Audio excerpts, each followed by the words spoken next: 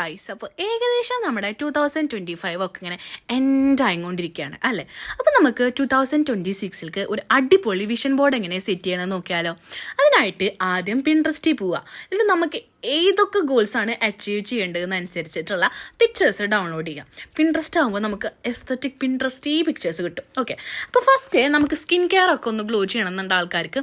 അതിൽ നമ്മൾ സെർച്ച് ചെയ്ത് കഴിഞ്ഞാൽ അതിനനുസരിച്ചുള്ള പിക്സ് നമ്മൾ ഡൗൺലോഡ് ചെയ്യും. ഇതൊന്നും എനിക്ക് പഠിപ്പിച്ച് തരേണ്ട ആവശ്യമില്ല, കാരണം പിൻട്രസ്റ്റ് എന്ന് പറഞ്ഞാൽ ഇപ്പോഴത്തെ കുട്ടികളൊക്കെ ഉള്ളവരാണ്. ആൻഡ് പിൻട്രസ്റ്റി ഡ്രസ്സസ് അതിന് പിന്നാലെ പോകുന്ന ആൾക്കാരാണ്. ഓക്കെ, ഇനി ട്രിപ്പ് ആണെന്നുണ്ടെങ്കിൽ അതിനനുസരിച്ചുള്ള ഫോട്ടോസ് നമ്മൾ ഡൗൺലോഡ് ചെയ്യുക. ഇത് മാത്രമല്ല, നമുക്ക് ഇഷ്ടമുള്ള രീതിയിലുള്ള ഫോട്ടോസ്, അതായത് ചിലപ്പോൾ എഡ്യൂക്കേഷൻ നല്ല രീതിയിൽ കൊണ്ടുപോകണമെന്ന് ആഗ്രഹമുള്ള ആളാവും, അവർക്ക് അതെടുക്കാം. ആൻഡ് നെക്സ്റ്റ് നമ്മൾ എന്ത് ചെയ്യണം, ഈ പിക്ചേഴ്സൊക്കെ നമ്മൾ ഡൗൺലോഡ് ചെയ്യണം. ആൻഡ് ഡയറക്റ്റ് നമ്മൾ ക്യാൻവ പോവുക. ക്യാൻവ പോയിട്ട് അതിൽ ടെംപ്ലേറ്റ്സിൽ വിഷൻ ബോർഡ് ഒന്ന് സെർച്ച് ചെയ്ത് കഴിഞ്ഞാൽ കുറേ എന്താവും, നമുക്ക് ഇതിനനുസരിച്ചുള്ള ടെംപ്ലേറ്റ്സ് കിട്ടും. ആ ടെംപ്ലേറ്റ്സിൽ പോയിട്ട് നിങ്ങൾക്ക് ഇഷ്ടമുള്ള ഒന്ന് എടുത്തിട്ട് ഓരോ പിക്ചേഴ്സിൻ്റെ അവിടെ നമ്മളിങ്ങനെ റീപ്ലേസ് ഓപ്ഷൻ ഉണ്ട്. അതായത് ഇപ്പോൾ ഒന്ന് ടാപ്പ് ചെയ്ത് കഴിഞ്ഞാൽ റീപ്ലേസ് എന്നുള്ളൊരു ഓപ്ഷൻ വരുമ്പോൾ അത് ടാപ്പ് ചെയ്ത് കഴിഞ്ഞാൽ നമുക്കിത് റീപ്ലേസ് ആയി കിട്ടും.